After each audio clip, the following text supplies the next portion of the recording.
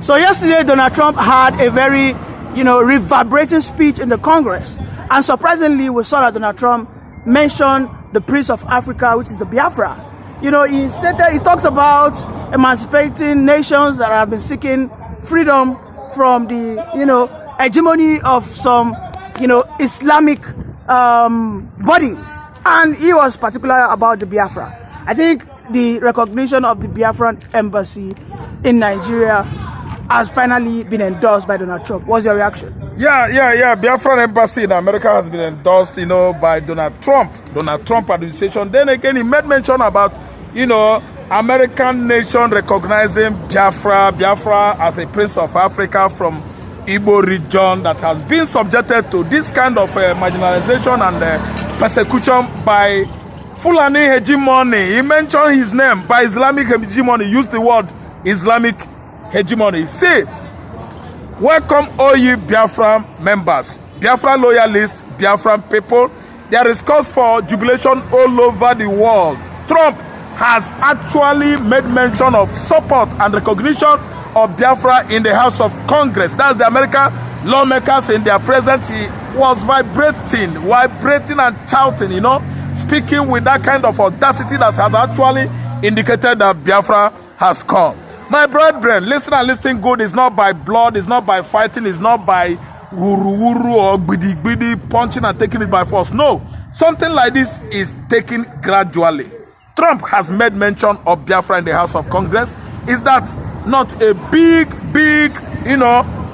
tidings, big news? Is that not a big jubilation right now for all the Biafrans, both abroad and home? Trump was telling them the importance of liberating the Prince of Africa. Listen, brethren, anytime you hear us talk the Prince of Africa while we are giving Biafra analysis, the Prince of Africa is Biafra. Biafra is an institution. Biafra is a big, monumental institution, significant one. Why do we call Biafra Prince of Africa? It's the Prince of Africa that has come to open the eyes of other fellow African people. African people has been over-marginalized by Britain, by France, by Spanish, by the Portuguese, by the Belgians over the years. And the Igbo man was the reason for that marginalization, because when Britain spied on Igbo man, spied on Biafra many years ago, they went to the Berlin Conference and opened up to the Europeans that they are a particular tribe that are as intelligent as the Jews. They know God, they have this spiritual inclination and understanding that can only be equated when you are talking about God of Israel and the Israelites. They said, look at those people, we will keep them under watch. Let us go to Africa and destabilize Africa and exploit Africa and bastardize Africa and make sure that we put these people on the line, throw them into confusion so that they could not get themselves. And that was how trouble started on the continent of Africa. Britain is the cause of that problem. Igbo man was subjected to maltreatment, persecution, prosecution, exploitation, marginalization over the years in Africa. To the extent that the first person, James Biale, listen good, Ojukwu was not the first person that agitated for Biafra.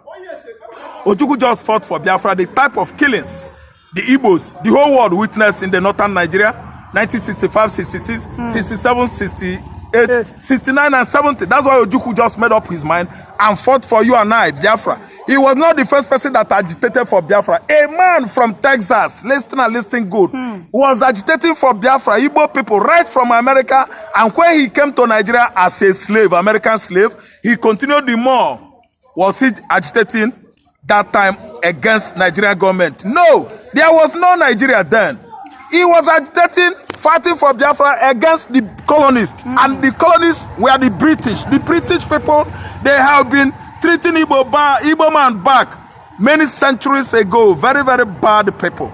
Their enemies on the continent of Africa is Igbo man. Because they know that Igbo man is as intelligent as, more intelligent than British man. That's why this man, James Biale, agitated and agitated. They took him over. They just stole him. Let me use the word stealing. They stole James Biale, took him to London, where he went and studied military engineer. And after studying, they brought him back. And Britain turned their back on this man, on the agitation of Biafra that time. and Biafra could not even emancipate until during our modern time, 1960s, Ojukwu took it upon himself. And actually, it was because Ojukwu father had money. That's why Ojukwu had the strength, the kind of, capacity to withstand this British, Egypt, Chad, France, Fulani, Hausa, Yoruba for many years, for good 36 months, making 3 years. Ojukwu withstood these people, these nationalities, because of his father's money. Because Britain, you see, they are the one that were supplying the weapons to the Fulani soldiers. Egyptians, the Chad, they have their own money. Russia fought us. Go and do your research, because Ojukwu had an agreement with Russia. Russia were at least telling Ojukwu that if they could fight alongside with Biafra, we are going to supply our oil on the coastal line of Biafra for 10 years. Ojukwu being 33, 34 years then, a very small boy. As I dey here now, that time, I seen Ojukwu.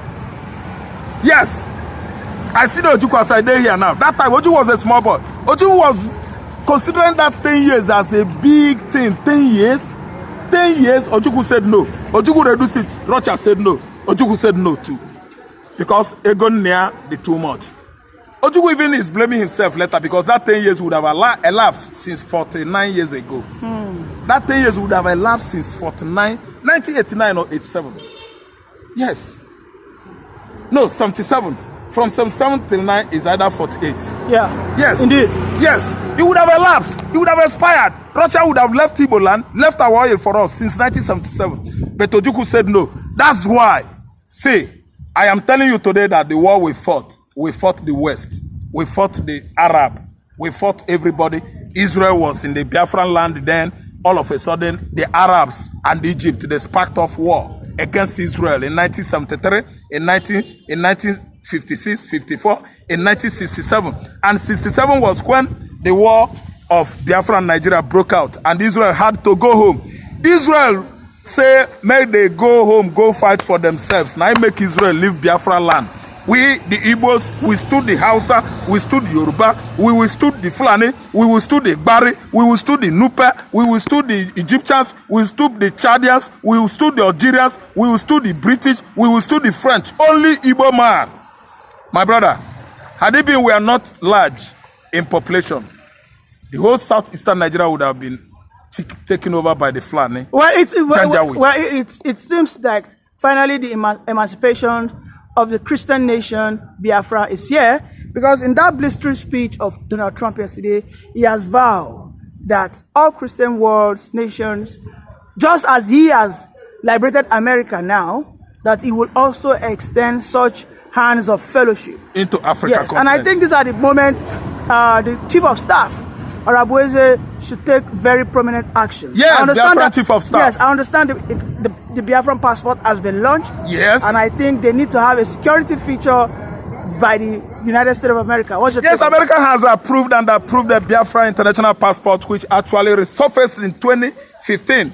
And we started debating on it, that time Biafra, agitation like IPOB, as we are being led right now by Nnamdi Kanu, has never gotten this kind of deep taproot or support internationally we are having presently. But that passport, we know it was online then until this year that Donald Trump actually was sworn in as, I think, 48th United States president. Yeah. And what he promised us in 2020, Donald Trump has come actually to fulfill, to redeem his own promise. That's why he's hinting on approval of Biafra international passport all over United States. So all you Biafrans, if you are living in Europe, Asia, Antarctica, Australia, if you have your international passport, Biafran international passport down, prepare.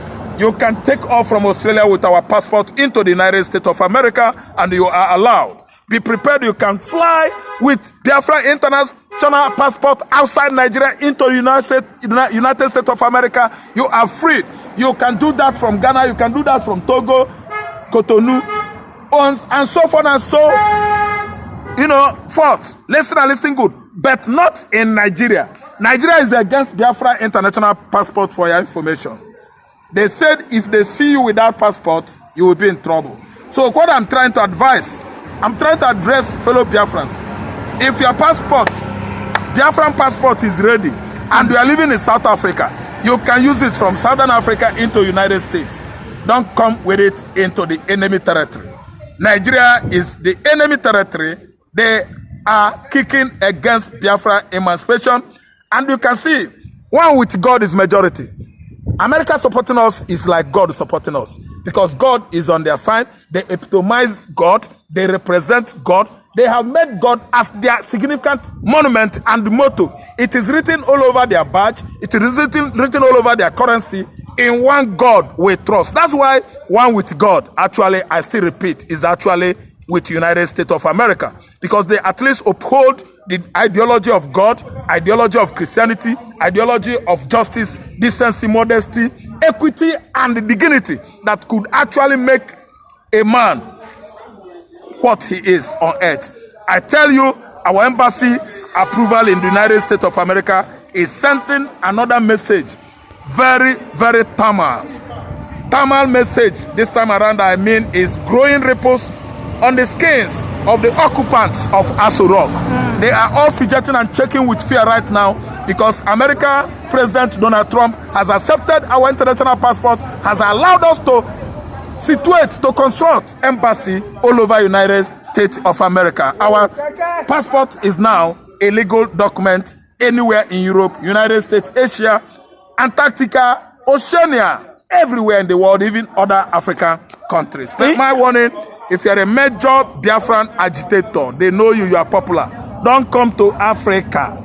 Don't come to Kenya. Don't come to Africa. If you're a major agitator of Biafra nation, and it happens that you live in Spain, you live in Europe, you live in America, stay put.